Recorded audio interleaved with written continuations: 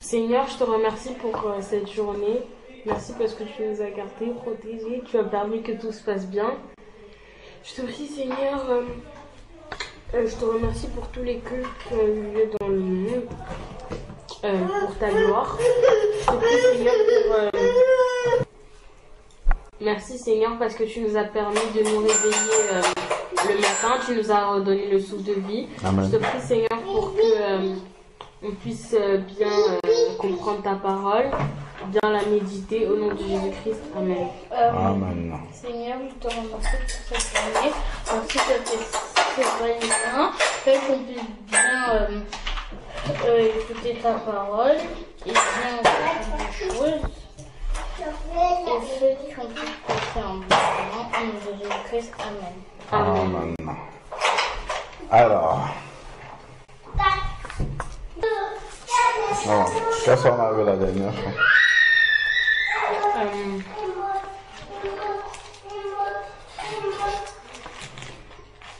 Ouais. On avait vu qu'en fait, il ne fallait pas s'intéresser à la vie des hommes et il fallait plutôt se préoccuper de la vie de Dieu. D'accord. Et c'était au travers de quel passage, de quelle histoire dans la parole de Dieu? C'était au travers de la femme samaritaine. D'accord. Au travers de la femme samaritaine, il ne faut pas s'intéresser à ce que pensent les autres, mais à ce que Dieu seul dit de nous. Donc, on s'était arrêté à quel verset? C'est dans Jean chapitre 4. On s'était arrêté au verset 15, donc il fallait commencer au 16. D'accord, ok. Ok, donc, pour rappeler le contexte, c'est la Samaritaine qui discute avec Jésus et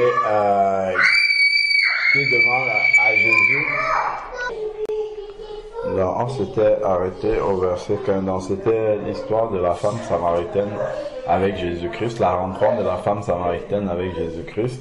Et il discutait à propos de la demande que Jésus lui a faite de puiser de l'eau et de lui donner. Et donc Jésus lui a fait comprendre que si elle savait qui lui demande de l'eau, c'est elle qui lui aurait plutôt demandé. Et puis on avait vu de quelle eau Jésus parlait. D'accord?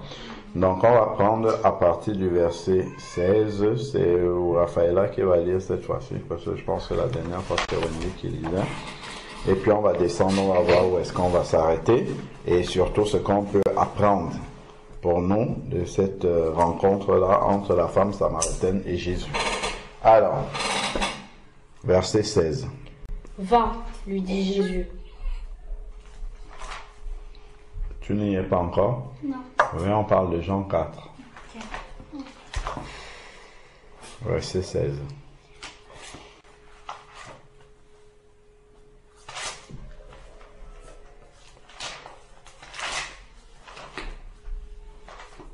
Jean chapitre 4, verset 16.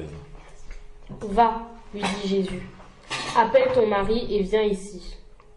Alors, va et appelle ton mari et reviens ici.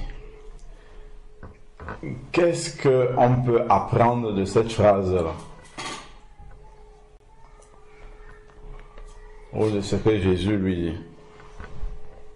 Va, appelle ton mari et reviens ici.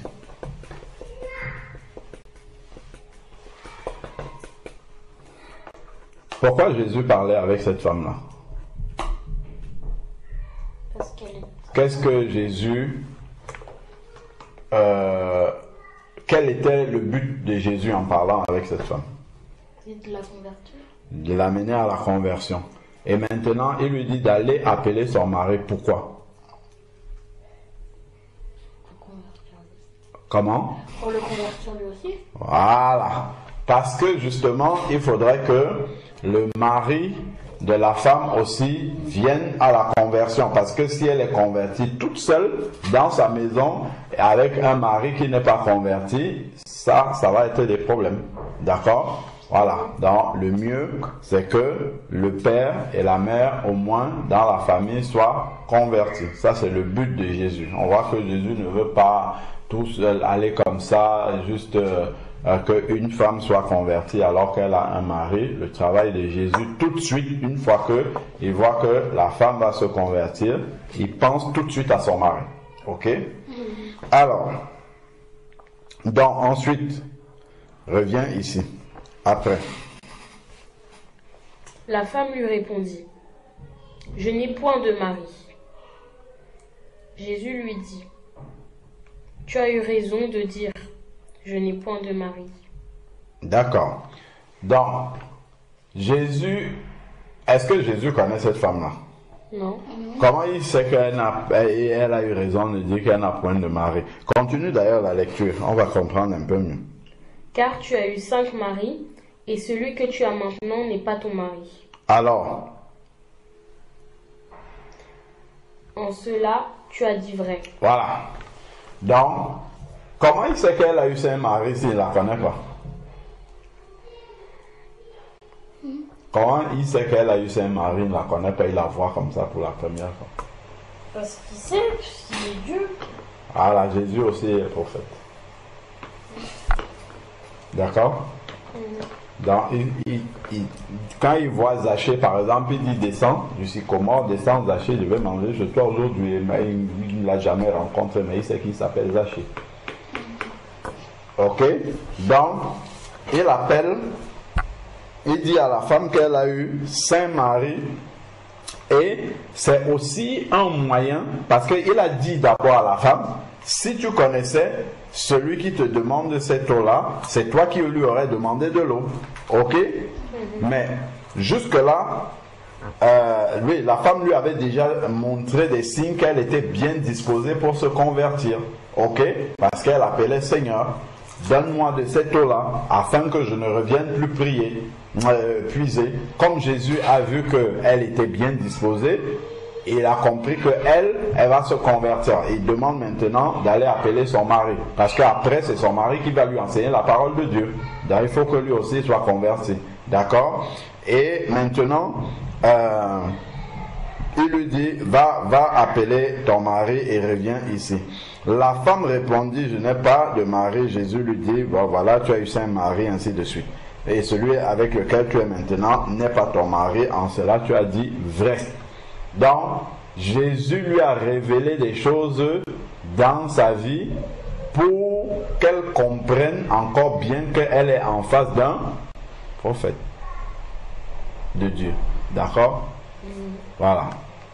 Donc, quelqu'un qui peut avoir des paroles de connaissance, ça s'appelle des paroles de connaissance. D'accord? C'est-à-dire qu'il révèle quelque chose dans ta vie qu'il ne connaît pas, qu'on ne lui a pas dit. Donc c'est Dieu qui lui révèle et il le dit. C'est une parole de connaissance. D'accord? Donc c'est un moyen de lui montrer que là elle est vraiment en contact avec le Seigneur actuellement, là où elle est en train de parler. D'accord? Après. Donc parfois, effectivement, lorsque on amène quelqu'un au Seigneur, parfois le Seigneur peut nous donner aussi soit des paroles de connaissance sur la personne pour amener la personne à comprendre que là, c'est vraiment Dieu qui est en train de conduire ce qu'on est en train de faire. D'accord? Les paroles qui sont en train de sortir et que Dieu connaît cette personne-là. Ok? Voilà. Alors, après. Seigneur, lui dit la femme, je vois que tu es prophète. Vous avez vu ce que j'ai dit? Je vois que tu es prophète. C'est pour que la femme maintenant sache que là maintenant elle est en contact avec Dieu. C'est les prophètes en fait, c'est ceux qui écoutaient ce que Dieu disait et qui venaient dire au peuple. Ok? Donc, qu'est-ce que la dame dit? Je vois que tu es prophète. Nos pères ont adoré sur cette montagne. Et vous dites, vous, que le lieu où il faut adorer est à Jérusalem. Voilà. Donc là maintenant, elle dit nos pères ont adoré. Elle voit qu'il est prophète, donc elle va parler maintenant elle va révéler ce qu'elle sait de Dieu, d'accord? Voilà, ce qu'elle sait de Dieu depuis qu'elle est née. Et elle dit, nos pères ont adoré sur cette montagne-là. Ici, qu'est-ce que ça révèle? Le fait qu'elle dise, nos pères ont adoré sur cette montagne-là, qu'est-ce que ça révèle par rapport à sa foi? Les gens qui étaient avant dans la Bible. Oui, par rapport à sa foi, à la femme samaritaine. Qu'est-ce que ça nous dit sur sa foi? Le fait qu'elle dise, nos pères ont adoré sur cette montagne. Oui. Ça peut peut-être déjà révéler qu'elle adore le Dieu de ses pères. Voilà, très bien. Donc, en fait, elle n'a pas une relation personnelle avec Dieu, mais c'est par rapport à ses parents. Oui, ses pères, sa famille, tout. Voilà, c'est familial. C'est-à-dire qu'elle n'a pas une relation directe avec Dieu, c'est par rapport à ses parents. C'est pour ça que Jésus lui-même est venu se révéler directement à elle sans qu'il n'y ait personne d'autre. Ok? Parce qu'elle n'avait pas une relation personnelle avec Dieu. Vous écrivez, Dieu veut que nous ayons une relation personnelle avec lui. Elle n'adorait pas un faux Dieu, parce que le Dieu de ses pères, elle a dit tout à l'heure que qui lui avait donné le puits? Jacob. Jacob a le vrai Dieu, d'accord? On dit souvent le Dieu d'Abraham, d'Isaac et de Jacob. Donc Jacob a le vrai Dieu, mais elle, personnellement, n'avait pas un contact avec Dieu. Elle adorait le Dieu de ses pères. D'accord? C'est-à-dire, ses pères lui ont dit que le vrai Dieu c'est celui-ci. Et donc, elle, maintenant, Jésus vient. Donc, Dieu veut que nous ayons une relation personnelle directe avec lui. Et non au travers de nos parents. Donc, ce n'est pas à nous de vous demander le matin si vous avez prié. Est-ce que vous ne faites pas ça pour nous faire plaisir? Ok? Ça veut dire qu'en fait, le Dieu, c'est le Dieu de tes parents. Quand on fait des soirées d'adoration, on n'a pas à vous dire, ah, Raphaël, est-ce que tu as un cantique? Wendy, est-ce que... Non. Ça veut dire que le cantique que tu vas chanter, c'est pour faire plaisir à tes parents. Ok? C'est pour ça que Jésus est venu directement lui parler. Il n'a même pas laissé que ce soit ses disciples qui viennent lui parler. Il veut une relation directe avec les personnes. Ok? Donc, qu'est-ce que vous avez noté? Dieu veut que nous ayons une relation personnelle directe avec lui et non au travers de nos parents. Voilà. Okay. Donc, les parents peuvent nous montrer le chemin, mais Dieu veut avoir une relation personnelle, directe avec nous. D'accord? Il faut mettre un verset ou... Bien sûr, le verset qu'on a lu là. V. C'est V20. Oui, nos pères, oui. Voilà, V20.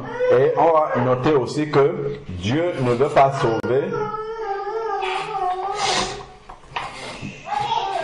Vous notez aussi en dessous que lorsque une femme est mariée, ou bien Dieu ne veut pas nous sauver nous seuls, mais nos familles aussi. Et puis vous mettez la femme qui est mariée, il a demandé d'appeler son mari.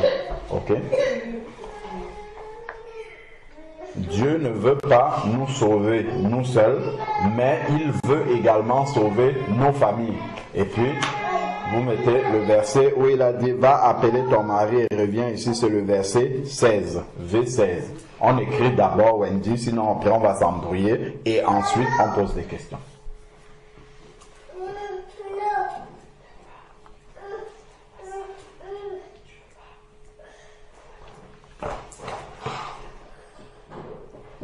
C'est bon?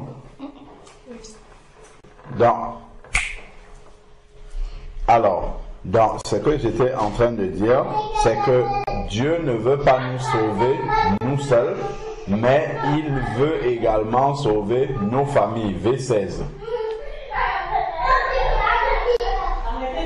Donc, quand Dieu nous sauve, il va aussi vouloir sauver nos familles. Vous vous rappelez du verset quand Paul et Silas chantaient dans la prison, et puis il y a eu un tremblement de terre, et comment il s'appelle, le geôlier, c'est-à-dire le garde prisonnier, est tombé à genoux devant Paul et Silas, et il a demandé que faut-il faire pour être sauvé. Il a dit, crois et tu seras sauvé, toi et ta famille. Voilà. Donc, on peut noter ça aussi, c'est dans Acte 16, si je ne me trompe pas. Crois et tu seras sauvé, toi et ta famille.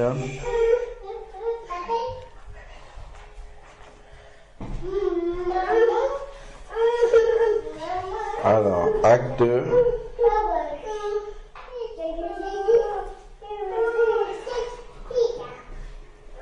Voilà, oui, Acte 16, verset 31. Il répondit, crois au Seigneur Jésus et tu seras sauvé, toi et ta famille. Acte 16, 31. Vous notez deuxième verset, Acte 16, 31. Vous mettez déjà V16 plus Acte 16, 31. Ce sont des versets qui montrent que le Seigneur ne veut pas nous sauver nous seulement, mais il veut sauver également nos familles. On a aussi le cas de Noé. Vous vous rappelez? Noé était sauvé avec qui? Avec sa famille. Voilà. Sa femme, ses enfants et ses fils et leurs femmes. Voilà. Donc il a été sauvé avec sa famille. On a le cas de Lot aussi. D'accord? Donc, lorsque le Seigneur a envoyé les anges détruire Sodome, au moment où les anges se préparaient à détruire Sodome, ils ont demandé, parce qu'ils devaient sortir Lot, ils ont demandé à Lot, qui as-tu encore dans cette ville comme famille? D'accord? Et Lot est allé parler à ses beaux-fils, mais ses beaux-fils ont cru qu'il était en train de plaisanter. D'accord? Et il est sorti quand même avec sa femme et ses deux filles qui habitaient encore avec lui. Ok? Voilà. Donc, on voit que le Seigneur veut toujours, il ne veut pas nous sauver nous seulement, mais il veut aussi sauver nos familles. D'accord? Voilà. On peut même dire et nos proches aussi. D'accord? Parce que même nos amis. Ainsi de suite. D'accord? Voilà. Alors, donc, poursuivons. Nous sommes au verset 20. Nos pères.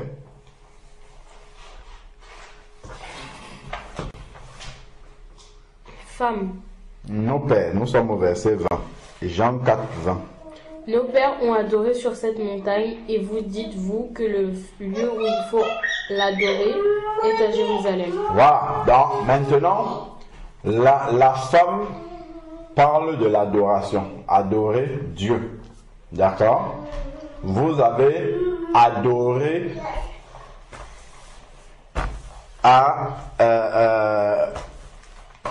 donc, nos pères ont adoré sur cette montagne. Donc,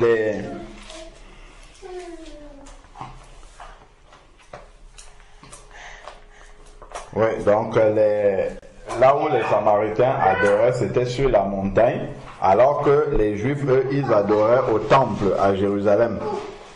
D'accord? Voilà. Donc, et elle rappelle que c'est là-bas qu'ils ont...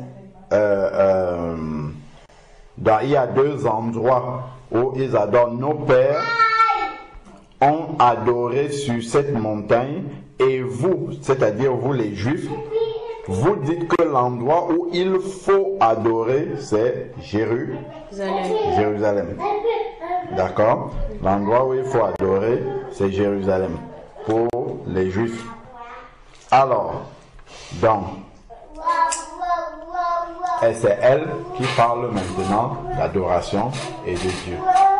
Donc, elle a vraiment un cœur ouvert. D'accord? Qu'est-ce que Jésus va lui répondre au verset 21? Femme, dit Jésus, crois-moi, l'heure vient où il faut adorer. Vas-y doucement. L'heure vient où... Reprends. Femme, lui dit Jésus, crois-moi, l'heure vient où ce ne sera ni sur cette montagne ni à Jérusalem que vous adorerez le Le Père. Le Père. Le Père. On s'arrête. Jésus lui dit, l'heure vient où ce n'est ni sur la montagne, ni à Jérusalem. Donc, adorer Dieu, d'après ce que Jésus dit, adorer Dieu ne dépend pas du lieu où on se trouve. Est-ce que vous avez compris? Adorer Dieu ne dépend pas du lieu. Parce que souvent vous désirez, ah, papa, est-ce qu'on peut passer? C'est pas mauvais de partir au culte ou ainsi de suite, mais ça ne dépend pas du lieu où on adore Dieu. Ça dépend de la disposition du cœur qu'on a pour adorer Dieu. Ça ne dépend pas du lieu. Écrivez ça.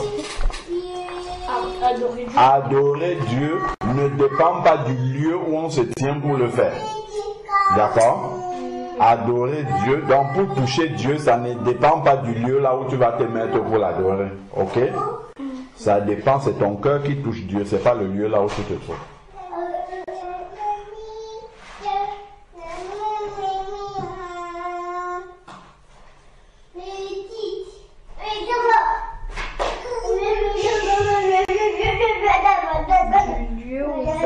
Oui, adorer Dieu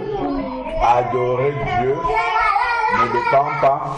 En fait, ce n'est même pas adorer Dieu qui ne dépend pas du lieu, mais c'est l'approbation de Dieu sur notre adoration ne dépend pas du lieu. D'accord? Voilà, mais vous pouvez laisser adorer Dieu ne dépend pas, mais quand on dit adorer Dieu, c'est plutôt dans le sens de l'adoration qui réjouit le cœur de Dieu, d'accord? Ne dépend pas du lieu, là où on se trouve. Ok?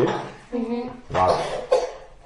Et la réponse, donc vous mettez V combien? V20. Et maintenant,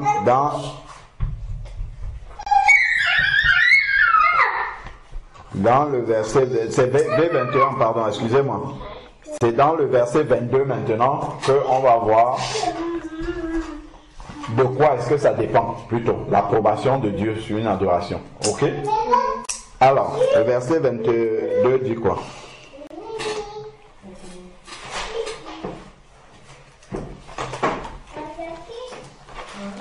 Oui. Vous adorez ce que vous ne connaissez pas. Qu'est-ce qu'on peut comprendre de ça? Vous adorez ce que vous ne connaissez pas. Qu'est-ce que ça nous enseigne? Oui. Qu'est-ce que ça nous enseigne? Vous adorez ce que vous ne connaissez pas. Oui. Notez. Pour adorer Dieu, il faut d'abord le Connaître. Pour adorer Dieu, il faut d'abord le connaître. Si on connaît Dieu, on ne vient pas avec les mauvaises attitudes dans la présence de Dieu. On ne vient pas adorer Dieu comme si on nous forçait à l'adorer. On ne va pas nous demander est-ce que tu as un chant, est-ce que tu ne peux pas prier, non. Ça veut dire qu'on ne le connaît pas. Connaître Dieu, ce n'est pas avoir entendu parler de lui. Connaître Dieu, c'est de l'avoir rencontré personnellement comme la femme. D'avoir une relation personnelle avec Dieu. C'est ça. C'est ça, connaître Dieu. Avoir une relation personnelle. Vous notez même. Connaître Dieu, c'est avoir une relation personnelle avec lui. Donc, qu'est-ce que vous avez noté d'abord avant? Là, qu'est-ce que vous venez d'écrire? Pour adorer Dieu, il faut d'abord le connaître. Voilà. Et vous notez par la suite, connaître Dieu, c'est avoir une relation personnelle avec lui. Tout à l'heure, on a parlé de relation personnelle avec Dieu, mais ce n'était pas dans le sens de connaître Dieu. Là, c'est un autre aspect maintenant.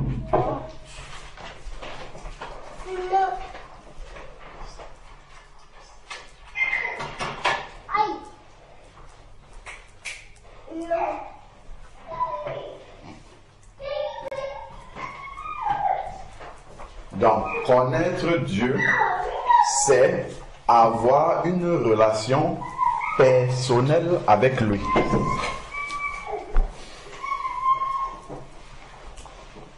Tout à l'heure, on parlait d'avoir rencontré Dieu personnellement. D'accord? Donc, connaître Dieu, c'est avoir une relation personnelle avec Dieu. Vous avez noté, c'est le verset 22. Vous adorez ce que vous ne connaissez pas. Donc, pour adorer réellement Dieu d'une manière qui le glorifie, il faut le connaître. Il faut avoir une relation personnelle avec lui.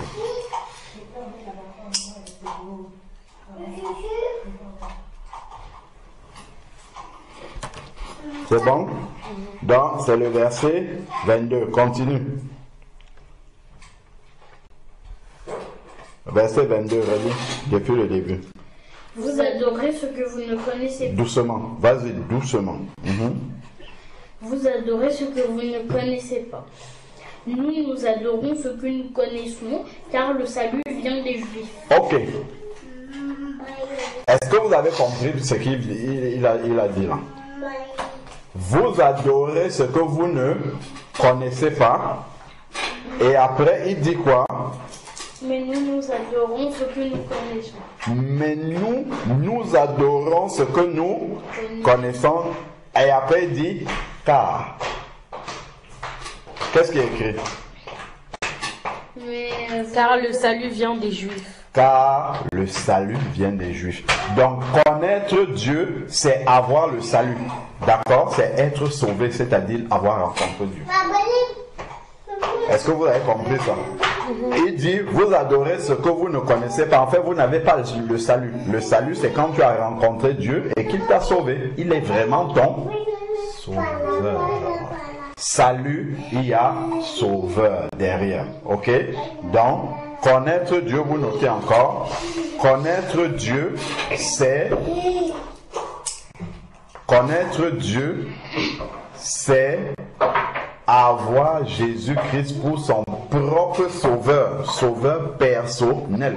Quand tu as Jésus pour quelqu'un qui est ton sauveur, tu te lèves le matin, la première des choses, tu vas parler à celui qui t'a sauvé, parce que en fait, s'il ne t'avait pas sauvé, tu ne serais pas là. Ok? Donc si on te demande, est-ce que tu as parlé à celui qui t'a sauvé, est-ce que ça veut dire que tu ne le connais pas. Ou alors tu ne sais même pas qui t'a sauvé. Vous voyez, connaître Dieu, tout ce que ça suppose. Dans toutes les questions qu'on vous pose tous les matins, tout le temps par rapport à Dieu, qu'est-ce que ça vous révèle sur vous-même par rapport à Dieu? C'est-à-dire qu'on ne connaît pas. Ah, très bien, Wendy. Très spontané, très vrai. Ça veut dire que vous ne le connaissez pas. Toutes les attitudes que vous avez dans la présence de Dieu, tout ça, ça veut dire que vous ne le connaissez pas. Ça fait un bon sujet de prière. Qu'est-ce que vous devez prier par rapport à quoi? Pour apprendre à connaître Dieu. Voilà, c'est ça. Que Dieu vous aide à le connaître comment? Réellement. Réellement et perso. C'est ce qu'on a dit. Que Dieu ne soit pas le Dieu de vos parents. Voilà, on a deux sujets de prière. Connaître Dieu personnellement, que Dieu ne soit pas le Jésus de nos parents. C'est-à-dire qu'au moment où vous adorez seulement quand vos parents adorent. Vous priez seulement quand vos parents prient. Vous allez au culte seulement quand vos parents vont au culte. Est-ce que vous voyez? C'est ça en fait. C'est le Dieu de vos pères. Donc vous êtes avec ce Dieu-là seulement quand vos pères vous conduisent à lui. Ok? Sinon, en dehors de ça, vous n'avez pas de lien personnel avec lui. D'accord? Vous priez pour manger seulement quand vous mangez en famille. Ok? En dehors de ça, vous ne priez plus parce que vous n'avez pas cette relation-là avec ce Dieu-là. Vous avez cette relation, je ne dis pas que c'est le cas, hein, je suis en train d'expliquer. Donc vous avez cette relation-là avec ce Dieu uniquement quand c'est encadré par vos pères. C'est ça qu'elle a expliqué là tout à l'heure. Ok? Vous comprenez maintenant dans quel sens c'est? Voilà. Donc on a déjà deux sujets de prière, lequel et lequel? Prier pour que Dieu, qu'on apprenne à connaître Dieu personnellement et réellement. Et aussi prier pour que Dieu ne soit pas le Dieu de nos parents. Voilà. Voilà, que vous ne connaissiez pas Dieu seulement par rapport, les parents ils jouent leur rôle, ils doivent vous dire ce qu'ils doivent vous conduire à Dieu, mais vous devez chercher à avoir une relation personnelle avec ce Dieu-là. Ok? Donc, on est à quel verset? 22. Vous avez mis les versets, tout ce qu'il faut. Bien, d'accord. Ok, on est au verset 22. Le salut. Donc, en fait, connaître Dieu, c'est avoir le salut. C'est-à-dire avoir Jésus comme son sauveur personnel. D'accord? C'est-à-dire qu'il nous a sauvés de quoi? Du péché. Oui, et le péché devait nous amener où? En enfer. Il nous a sauvés de la condamnation éternelle. D'accord? Donc quand quelqu'un vient, un être humain sur la terre, il est condamné à l'enfer, à passer le temps dans le feu, comme on a vu avec l'homme riche et Lazare. D'accord? Sa place, c'est aller dans le feu là-bas parce qu'il est pécheur. Tout simplement. Ok? Et Jésus ne veut pas qu'il aille là-bas, c'est pour cela qu'il vient lui proposer d'être son sauveur. D'accord? Il lui propose, mais il ne le force pas. Il ne force personne. D'accord? Alors, où est-ce que nous en sommes? Verset 23. Verset 23, il dit quoi? Mais l'heure vient, et elle est déjà venue, où les vrais adorateurs adoreront le Père en esprit et en vérité, car ce sont là les adorateurs que le Père demande. Voilà. Donc, on parlait des adorateurs. Donc, adorer Dieu déjà ne dépend pas du lieu. On avait dit ça quelque part, ok? Adorer Dieu d'une manière qui le touche ne dépend pas du lieu, mais ça dépend de adorer Dieu en esprit et en vérité. Donc, tout dépend de la sincérité, parce que la vérité c'est la sincérité, d'accord? La sincérité avec laquelle on le fait, d'accord? Si on le fait pour faire plaisir à ses parents, ça sert à rien. Pour faire plaisir à quelqu'un, pour montrer quelque chose à quelqu'un, en fait cette adoration là, elle ne vaut rien, elle tape comme ça sur le plafond et revient en bas, terminé, Dieu n'entend pas ça. Ok? Donc, adorer Dieu ne dépend pas du lieu dans lequel on se trouve, mais la sincérité du cœur avec lequel on fait cette adoration. Notez. Là, vous avez déjà écrit quelque part que cela ne dépendait pas du lieu, mais plutôt vous faites un tiret comme ça de cette phrase-là et pour continuer, pour mettre la suite. Ou soit vous mettez une étoile après avoir mis que adorer Dieu ne dépend pas du lieu. Vous mettez une étoile et maintenant dans la suite de la ligne vous mettez une autre étoile et devant cette étoile là vous mettez la suite, mais de la sincérité du cœur. C'est ça, en vérité, en esprit et en vérité. En esprit, c'est-à-dire que c'est le Saint-Esprit qui nous inspire cette adoration-là, c'est pas notre propre chair, d'accord? En esprit et en vérité. La vérité, ça veut dire que notre cœur est sincère, vrai devant Dieu par rapport à ce que nous sommes en train de dire. Donc, si nous disons des paroles, d'accord? Si par exemple nous sommes en train d'adorer Dieu et nous disons des paroles que nous ne pensons pas, parce qu'il y a beaucoup de chants comme ça, nous chantons, nous disons des paroles dans ces chants-là que nous savons que on ne va pas les respecter.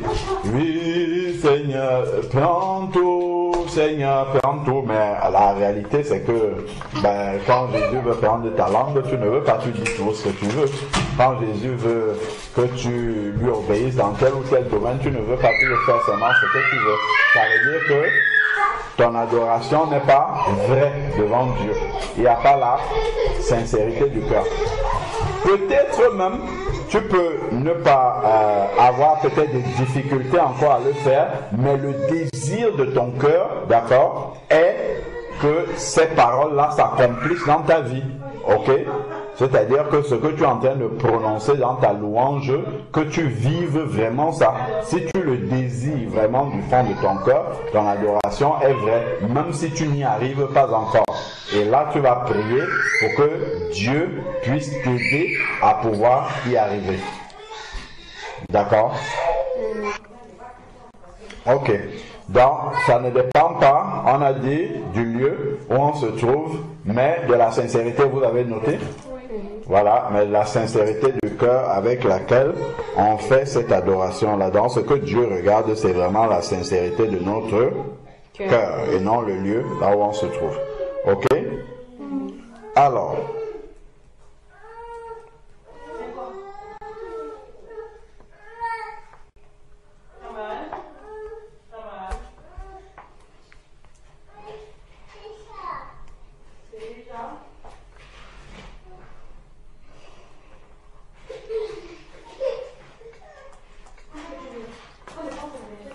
verset 24, c'est ça? Qu'est-ce qui est dit? Dieu est esprit, et il faut que ceux qui l'adorent en esprit et en vérité. Voilà, en esprit et en vérité, parce que Dieu est esprit. Dieu, il n'est pas charnel. D'accord? Il est esprit, et c'est donc en esprit et en vérité qu'il faut l'adorer. C'est-à-dire, vraiment, l'adorer selon sa parole, l'adorer vraiment en se laissant inspirer par lui. D'accord? Ok, après. Verset 25.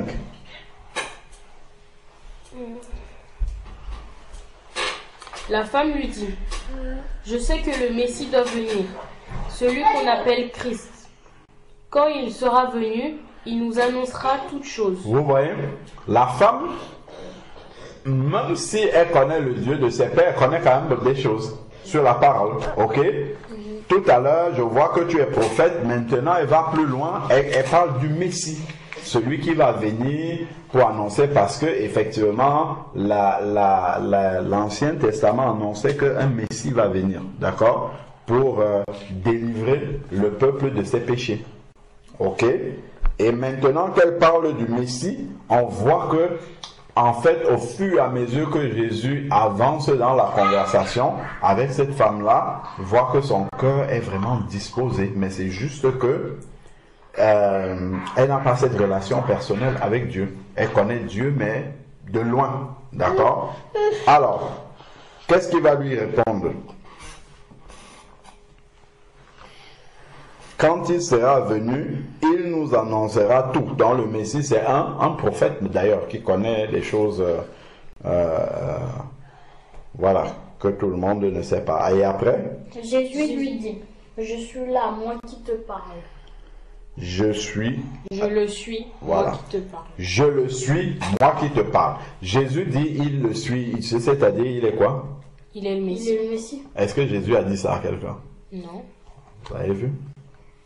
Il va annoncer ça à une femme samaritaine, comme ça. Alors que les pharisiens sont venus lui dire, dis-nous si tu es le Messie, pourquoi il n'a pas dit? Mais il va dire ça à une femme samaritaine, comme ça là, qui se trouve en Samarie. Vous voyez? En fait, le Seigneur, il regarde la disposition du cœur. Les pharisiens venaient lui dire ça simplement pour l'éprouver. D'accord? Pour le tester. On ne teste pas Dieu. Comme par exemple, tu vas dire, je vais lancer ça, comme ça là, je vais voir si ça va rester en l'air. Ben, rien ne va se passer. On n'est pas là pour tester Dieu. Par contre, si tu es dans une situation où il faut absolument que la fourchette là reste en l'air, parce que il y a quelque chose d'important qui va se passer si elle tombe sur le sol, ben Dieu peut faire que ça reste en l'air. Ok? Ok? Donc, il ne fait pas des miracles juste pour nous amuser ou bien pour satisfaire notre curiosité, mais il le fait parce que c'est important et ce qu'on lui demande est vraiment indispensable. Ok? Donc, qu'est-ce qu'on a dit par rapport à c'est que le Seigneur se révèle aux personnes par rapport à la disposition de leur cœur. Il faut noter. Le Seigneur se révèle par rapport à la disposition de notre cœur. C'est-à-dire que si notre cœur est occupé par par les Weshden, par je sais pas, toutes ces musiques du monde là. Dieu, il n'a pas sa place, il ne lutte pas avec ça. Il ne va pas venir nous embêter, il va nous le tuer. Si c'est Weshden que tu aimes, reste avec Weshden, Beyoncé, tout ce que tu veux. Il ne va pas venir t'imposer de venir le suivre. Ok? Il va te laisser, et avec les conséquences que ça suppose. Ok? Voilà.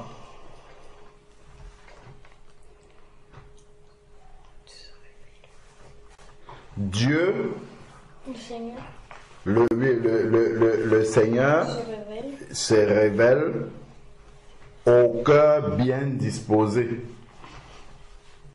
Si tu ne le cherches pas, il va te laisser aussi tranquille. Mais si tu veux, tu as soif, et il va se révéler comme cette femme-là.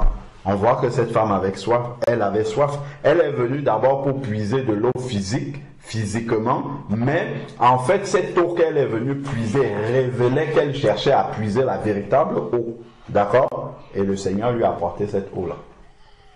D'accord? Elle est venue puiser parce qu'elle avait soif, physiquement d'abord. Mais après, on voit dans l'échange avec elle, entre Jésus et la femme, qu'il y avait une soif aussi spirituelle. En fait, la soif physique, c'était l'image physique de la soif spirituelle qu'elle avait, de connaître Dieu. C'est pour ça qu'elle était bien, on le voit parce qu'elle était bien disposée. Elle a commencé d'abord par parler de ses pères qui adoraient sur la montagne. Après, je vois que tu es le Messie. Après, je vois que tu es un prophète d'abord. Après, elle parle du Messie et ainsi de suite. On voit vraiment que cette femme-là a soif. C'est pour ça que le Seigneur Jésus lui a révélé des choses extraordinaires qu'il n'a pas révélées aux plus grands savants des sacrificateurs. D'accord? Alors, donc, qu'est-ce qu'on a dit par rapport à la disposition du cœur? Le Seigneur se révèle au cœur bien disposé. Vous notez le verset, c'est V combien? V26. V26. Je le suis, donc il lui a révélé qu'il est le prophète. Moi, il est le Messie. Même à ses disciples, il n'a pas révélé. Hein. Les disciples lui disaient, qui dit-on que je suis, et ainsi de suite. D'accord? Après, lui-même, il leur a demandé, qui dites-vous que je suis? Même à ses disciples, il n'a pas dit qu'il est le Messie. Parce qu'il voulait que ses disciples comprennent qu'il est le Messie. Même à Jean-Baptiste, quand Jean-Baptiste il était en prison, il a envoyé demander à Jésus s'il est vraiment celui qui devait venir. D'accord? Jésus n'a pas dit, oui, je suis vraiment celui qui devait venir. Il lui a dit, les aveugles voient, les paralytiques marchent, la parole de Dieu est annoncée. Parce que ce sont des signes qui devaient accompagner le Messie. D'accord? Jésus lui a révélé ça simplement par les signes. Mais à cette dame-là, il lui dit ça clairement, directement, comme ça qu'il est le Messie. Ok? Je le suis, moi qui te parle. Donc, parce que son cœur était bien disposé. D'accord? Donc il y a un troisième sujet de prière là qu'on a vu là depuis qui ne fait que se confirmer jusqu'à la fin, c'est quoi? Que Dieu nous aide à apprendre à bien le connaître personnellement. Ça on a déjà dit. À avoir des cœurs bien disposés qui ont soif de Dieu. Et là, il n'y a plus de limite. Sujet de prière. Premier sujet, vous-même vous avez défini déjà les sujets. Premier sujet, c'était quoi? Que Dieu nous aide à avoir une relation personnelle avec lui. Vous notez.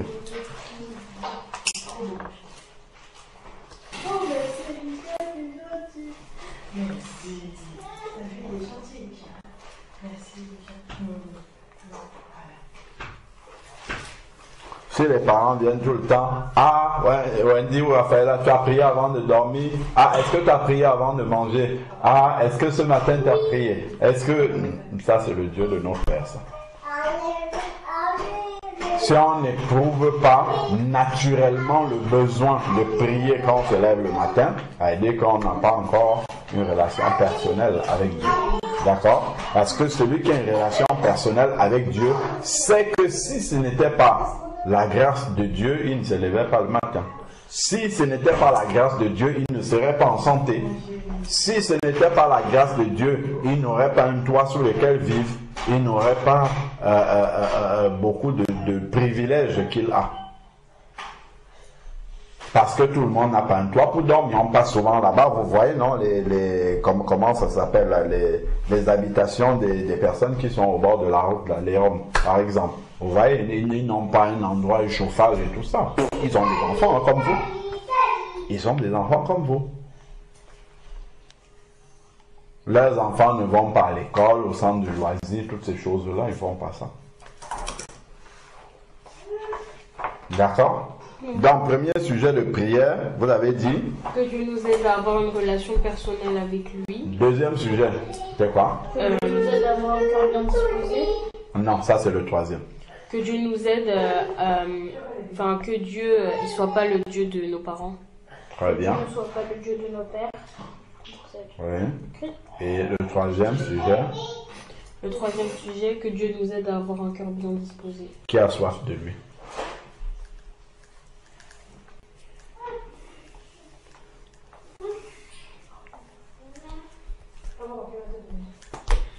Premier sujet, lundi, mardi. Deuxième sujet, mercredi, jeudi. Troisième sujet, Vendredi, samedi et dimanche, la vérification. c'est ça. C'est bon. Le programme, il est fait. Très bien, Wendy.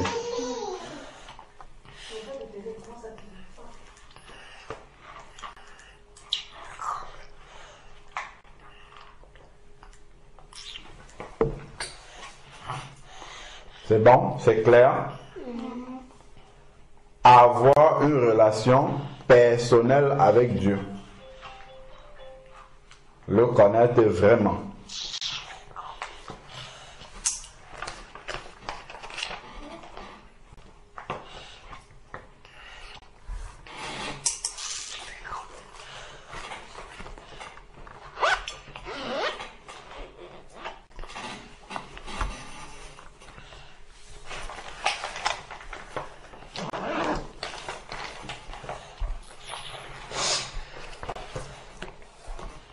On va prier. Il y a 3 sujets. Chacun de nous va prendre un sujet. Wendy, tu prends lequel? Que Dieu ne soit pas le Dieu de nos pères. Très bien, Raphaëla. Que Dieu nous aide à avoir une relation personnelle avec lui.